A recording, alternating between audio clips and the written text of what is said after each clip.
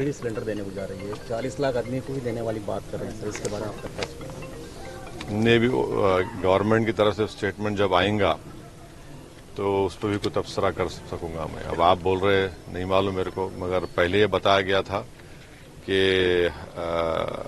जो भी गरीब है उनको दिया जाएगा, और या फिर जिसके पास रेशन कार्ड है उनको दिया जाएगा। तो नहीं मालूम, देखना पड़ेगा, क्योंकि हमारी कोशिश ये है कि, और हम भी यही चाहेंगे कि जितने गरीब अफराद हैं उनको ये गैस के सिलेंडर की स्कीम में उनको फ़ायदा मिले, और बरखीम इलेक्ट्रिसिटी में 200 यूनिट्स की स्कीम में उनको फ़ायदा मिले, क्योंकि ये गरीबों के लिए बहुत ज़रूरी चीज़ है।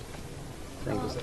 असली कल आपने जलसे में असम वाले मुद्दे पर आपने बात की थी, उसमें कई लोगों का ये भी कहना था कि इसमें कहीं ना कहीं वोट बैंक की भी बात की जा रही है, महिलाओं के वोटर्स जो मुस्लिम वोटर्स हैं उनको लेकर आप टारगेट करके बात कर रहे थे। ऐसा है ना कि जब हम सच्चाई को बयान करते हैं तो वोट बैंक हो जाता है, और नरेंद्र मोदी जो पिछले 10 साल से कर रहे मेजॉरिटी कम्युनिटी का वोट लेने के लिए, तो उसकी कोई बात नहीं करते। आसाम में जो कानून को आसाम के मुख्यमंत्री और बीजेपी की सरकार ने खत्म किया है, वो भी रात के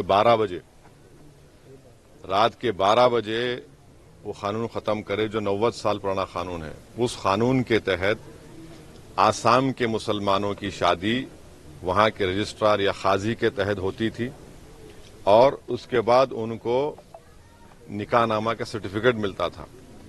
अब उन्होंने क्या काम किया कि उसको सिस्टम को बर्खास्त कर दिया। अब मुसलमानों की शादी तो निकाह से होती है ना, तो स्पेशल मैरिज एक्ट में निकाह का प्रोविजन है क्या, बताइए मेरे को। भाई मेरा रिलीजियस ड्यूटी है, मैं अपने रिलीजन के लिहाज से शादी करूंगा ना। स्पेशल मैरिज एक्ट में तो रिलीजन नहीं है, वो तो एक न्यूट्रल सेक्युलर लॉ है। तो अब निकाह का आप उसमें कॉन्सेप्ट निकाल दिया, नंबर 1। दूसरा, मुसलमानों में जब शादी होती तो दूल्हे की तरफ से उसकी होने वाली वाइफ को, दुल्हन को महर देना पड़ता।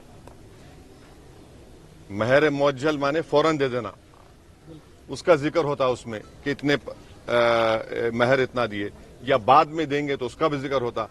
अब आप बताइए, ये वो भी निकाल दिया अब आप, तो इससे महिलाओं का नुकसान होगा नहीं होगा? और इस्लाम में महर देना फंडामेंटल है, जरूरी है। अब उसी को गायब कर दिए। अब वोट बैंक पॉलिटिक्स कैसा हो बताइए मैडम मेरे को।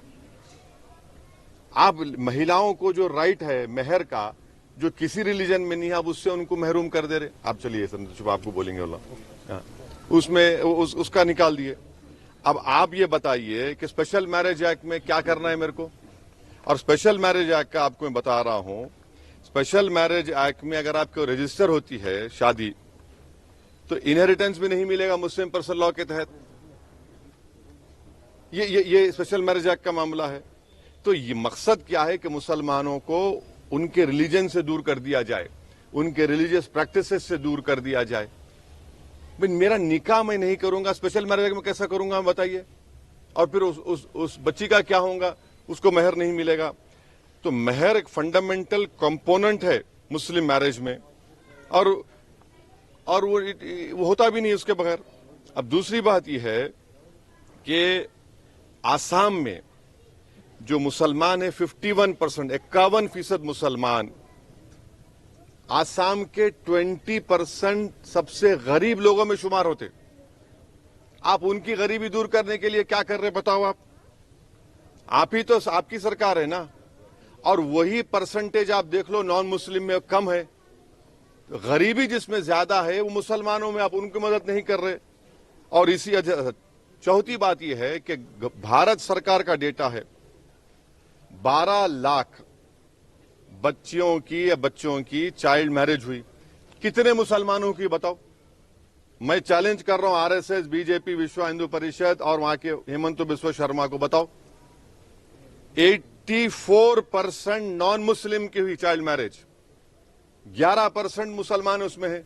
मगर आप बाजा बजा रहे, हमारा बदनाम कर रहे पूरे देश में। चाइल्ड मैरिज सब में हो रही। पांचवी बात यह है कि फीमेल फीटिसाइड और इन्फेंटिसाइड आसाम में बहुत बड़ा प्रॉब्लम है। आसाम के